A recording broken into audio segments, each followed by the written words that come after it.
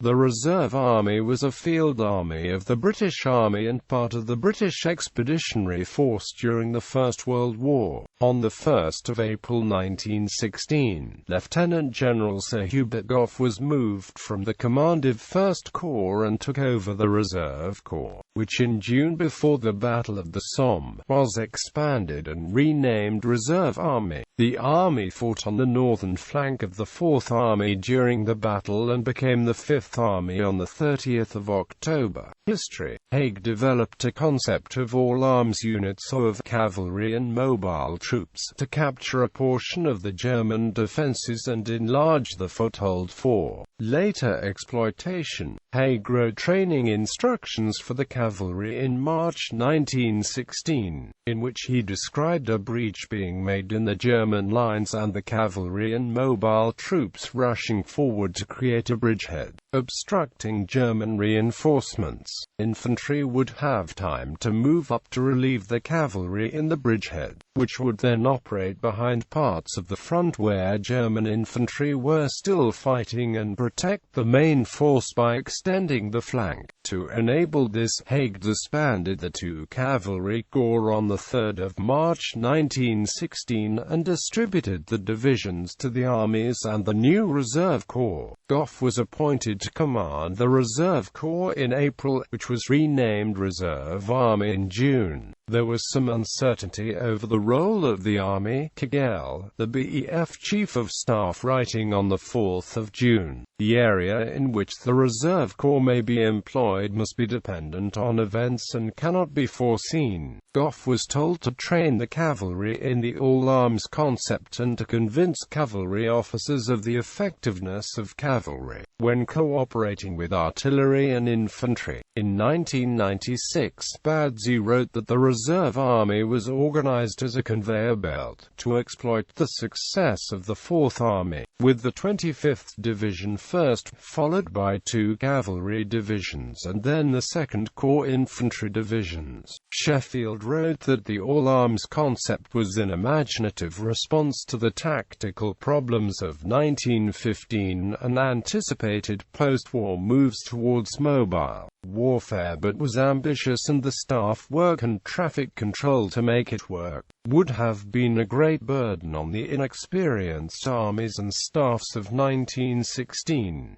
Gough's mobile army was then made ineffective by a disagreement between Haig and Rawlinson about the plan for the Battle of the Somme, Rawlinson wanting to conduct a series of limited advances onto commanding ground, from which German counter-attacks would be smashed. The intelligence picture led Haig to believe that a more ambitious attack could succeed, and he insisted on deeper objectives being substituted for the relatively shallow penetration of the German first position preferred by Rawlinson. The army was intended to carry out the breakthrough and exploitation of the Somme offensive, once the Fourth Army had captured the German front-line trench. In May it had been envisaged that Gough would stand by to take over the two right flank corps of the Fourth Army, but on 5 June, this plan was supplemented by a proposal to move the forces under Gough to the Second Army in Flanders, if the Fourth Army offensive bogged down. The idea of Gough taking over the right-wing corps was dropped later in June, and the 1st, 3rd and 2nd Indian Cavalry Divisions were attached to Gough along with the 12th and 25th Divisions in GHQ Reserve,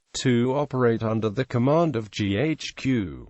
2nd Corps, with the 23rd and 38th Divisions, was to be ready to move forward into the vacated assembly areas. In mid-June, 2nd Corps was detached and returned to GHQ Reserve, and the Reserve Army reduced to a cavalry formation, under the command of the Fourth Army, to give more discretion to Rawlinson as the man on the spot. In the evening of the first day on the Somme, the 1st of July 1916, the British Commander-in-Chief General Sir Douglas Haig relieved Rawlinson's Fourth Army of responsibility for the northern sector, placing the 8th and 10th Corps under Gough from 7 o'clock a.m. on the 2nd of July.